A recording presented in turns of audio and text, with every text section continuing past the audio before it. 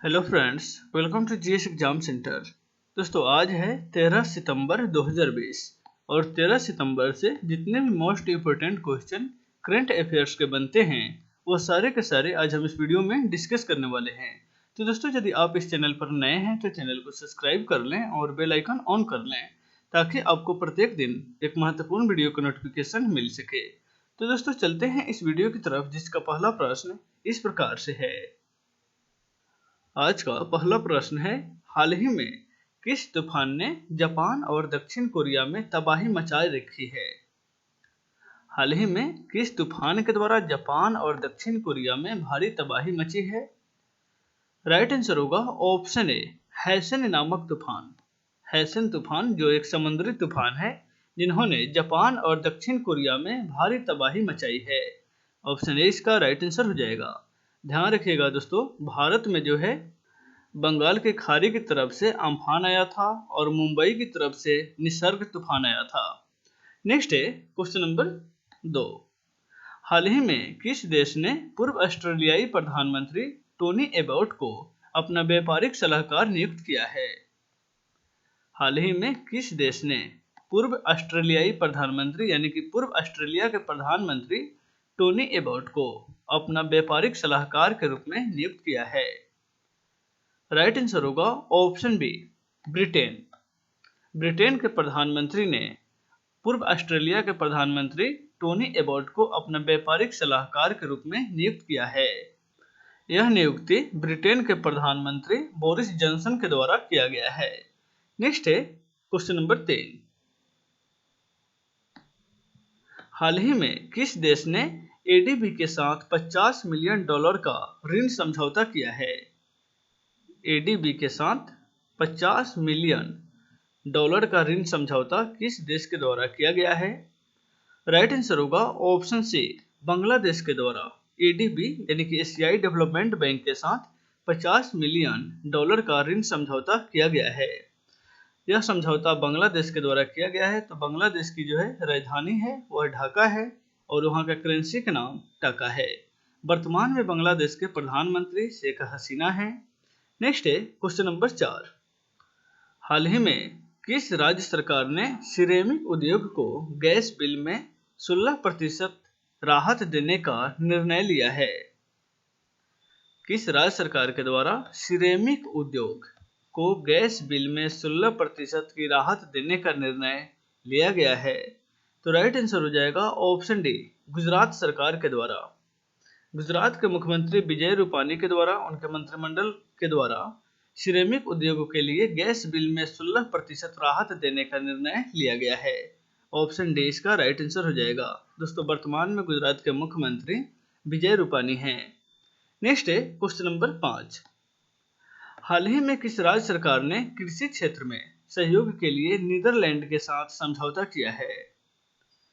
किस राज्य सरकार के द्वारा कृषि क्षेत्र में सहयोग के लिए नीदरलैंड के साथ समझौता किया गया है? तो राइट आंसर हो जाएगा ऑप्शन ए, आंध्र प्रदेश सरकार के द्वारा कृषि क्षेत्र में सहयोग के लिए नीदरलैंड देश के साथ समझौता किया है।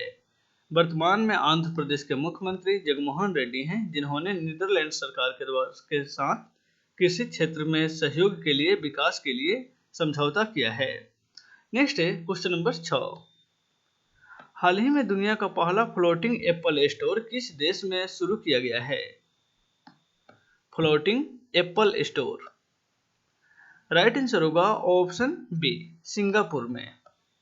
सिंगापुर जो काफी विकसित देश है, वहां पे पहला फ्लोटिंग एप्पल स्टोर शुरू किया गया है। यह दुनिया का पहला स्टोर है, यानी कि फ्लोटिंग स्टोर है जो सिंगापुर देश में शुरू किया गया है। ऑप्शन बी इसका राइट आंसर हो जाएगा। नेक्स्ट है क्वेश्चन नंबर 7। हाल ही में किस रेलवे स्टेशन का नाम बदलकर श्री सिद्धरूद्धा स्वामी रेलवे स्टेशन रखा गया है?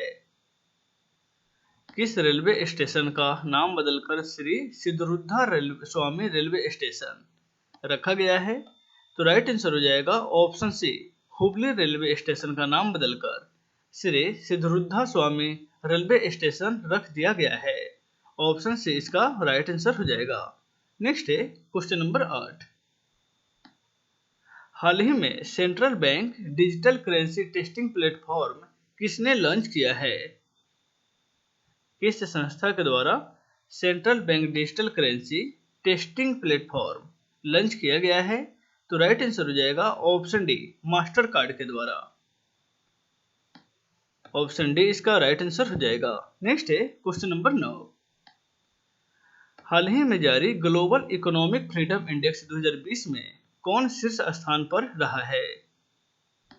ग्लोबल इकोनॉमिक फ्रीडम इंडेक्स 2020 में राइट आंसर होगा ऑप्शन सी, चीन जो है, ऑप्शन ए, हांगकांग जो है ग्लोबल इकोनॉमिक फ्रीडम इंडेक्स में नंबर 1 स्थान पर रहा है।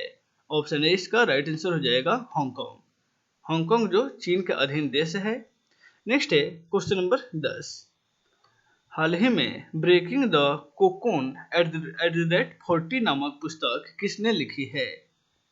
Breaking the cocoon at the rate 40 यह पुस्तक किसके द्वारा लिखा गया है? राइट आंसर होगा ऑप्शन बी, राधा नायर के द्वारा। काफी प्रसिद्ध पुस्तक है जो हाल ही में चर्चा में था, जो राधा नायर के द्वारा लिखा गया है। नेक्स्ट है क्वेश्चन नंबर 11। हाल ही में किस देश ने जुल्फघार 99 सैन्य अभ्यास शुरू किया है?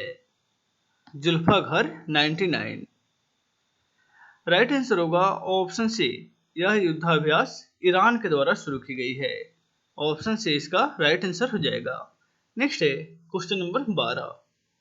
हाल ही में दीनदयाल अंत्योदय रसोई योजना किस राज्य सरकार ने फिर से शुरू कर दिया है? दीनदयाल अंत्योदय रसोई योजना राइट आंसर होगा ऑप्शन डी, यह जो है मध्य प्रदेश राज्य सरकार के द्वारा यह योजना शुरू की गई है, दीनदयाल अंत्योदय रसोई योजना। वर्तमान में मध्य प्रदेश के जो मुख्यमंत्री हैं शिवराज सिंह चौहान, उन्हीं के द्वारा दीनदयाल अंत्योदय रसोई योजना की शुरुआत की गई है। नेक्स्ट है क्वेश्चन नंबर 13। हाल ही में WHO के दक्षिण पूर्व एशिया क्षेत्र के 73वें सत्र की मेजबानी किस देश के द्वारा की गई है? WHO यानी कि विश्व स्वास्थ्य संगठन के दक्षिण पूर्व एशिया क्षेत्र के 73वें सत्र की मेजबानी थाईलैंड देश के द्वारा किया गया है।